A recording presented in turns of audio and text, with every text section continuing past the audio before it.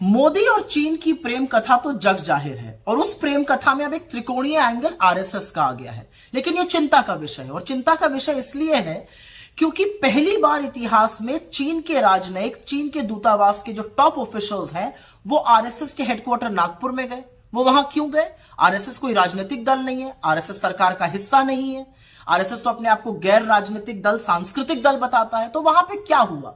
और चिंता इसलिए है क्योंकि उस मीटिंग के कुछ ही दिनों बाद चीन के मुखपत्र ने मोदी जी की तारीफ में कसीदे पढ़े। यह अलग बात है कि बायां हाथ कुछ और कर रहा है, दाहिने को उसका पता ही नहीं है, क्योंकि अभी जनवरी 2024 में इस देश के विदेश मंत्री ने कहा चीन और भारत के रिश्ते सामान्य नहीं है। तो जब रिश्ते सामान्य नहीं है तो वहां पर चीन के दूतावास के लोग क्यों गए आरएसएस? यह अलग बात है कि यही विदेश मंत्री पिछले साल कह रहे थे कि हम छोटी इकोनॉमी है, हम बड़ी इकोनॉमी के साथ कैसे निपटेंगे। अपनी सेना के शौर्य और पराक्रम का अपमान करना कोई एस जयशंकर से सीख ले। लेकिन अब याद रखिए कि हुआ क्या है। अप्रैल मई 2020 के बीच में चीन घुसपैठ कर रहा था और 15 जून की वो सियाह रात 2020 की जब 20 जांबाजों की गलवान में शहादत हुई। यह अलग बात है कि 4 दिन बाद मोदी जी ने देश से सीधा सफेद सपाट झूठ बोला और बिना पलक झपकाए कहा कि कोई घुसा हुआ नहीं है।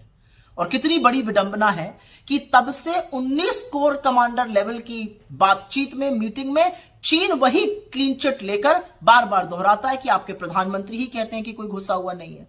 लेकिन इस दौरान क्या किया? इस दौरान मोदी सरकार ने हमारे पेट्रोलिंग पॉइंट, जहां तक हम गश्त करते थे, पेट्रोलिंग पॉइंट 10, 11, 12, 13, 14, 15, 16, उनको बफर जोन में डाल दिया। जिन रणनीतिक इलाकों पर हमने कब्जा किया था वहां से सेना को पीछे किया गया। और यही नहीं, सिर्फ 21 लोगों को इस देश में परमवीर चक्र मिला था। उसमें से एक मेजर शैतान सिंह थे जिनका स्मारक लद्दाख में बना हुआ था। उस स्मारक को भी बफर जोन में डाल दिया गया। और सिर्फ स्मारक बफर जोन में नहीं डाला गया, अब कहा जा रहा है उसको शिफ्ट किया जाएगा। और इसकी पुष्टि भाजपा के खुद के काउंसलर ने लद्दाख में की है, वहां के चरवाहों ने की है कि जहां तक पहले जा सकते थे अब जा नहीं पा रहे हैं। अरे सब कुछ छोड़िए, इनका खुद का सांसद अरुणाचल में कहते हैं कि चीन गांव बसा रहा है और मोदी जी की आंखों से चीन के प्रेम की पट्टी ही नहीं उतरती है। लेकिन इस दौरान सरकार ने क्या किया? जब यह सब हो रहा था, सरकार ने चीन को सबसे बड़ा ट्रेडिंग पार्टनर बनाया और $100 बिलियन का ट्रेड डेफिसिट किया। आपकी आंखों में धूल झोंकने के लिए इन्होंने कुछ छोटी मोटी ऐप्स को बैन कर दिया। चीन के राष्ट्रपति से मोदी जी की करीब 18 मीटिंग हुई है, 30 बार आए गए हैं, वो अलग बात है। इन 18 मीटिंग्स में मोदी जी ने देश के हित के बारे में क्या बात की मैं नहीं जानती हूं। लेकिन अभी एक मीटिंग हुई थी साउथ अफ्रीका में अगस्त 2023 में, और उस मीटिंग के बाद चीन ने एक मैप रिलीज किया जिसमें हमारे ही देश के जगहों का अपने देश में बता दिया गया। मोदी जी चुप रहे, बिल्कुल चीन का नाम नहीं लेते हैं। लाल आंख दिखाने की बात करते थे, यहां पर तो उनको झूले झूलने से फुर्सत नहीं है, ये साबरमती के तट पे झूल रहे हैं। महाबलीपुरम में नारियल पानी पिलाने से फुर्सत नहीं है, यहां पर शहनाई सुनने से फुर्सत नहीं है। और जब 20 जाबाजों की शहादत के बाद वो पहली बार राष्ट्रपति शी जिनपिंग से मिले तो बजाय लाल आंख दिखाने के लाल शर्ट पहन के गलबैया करने को तैयार थे।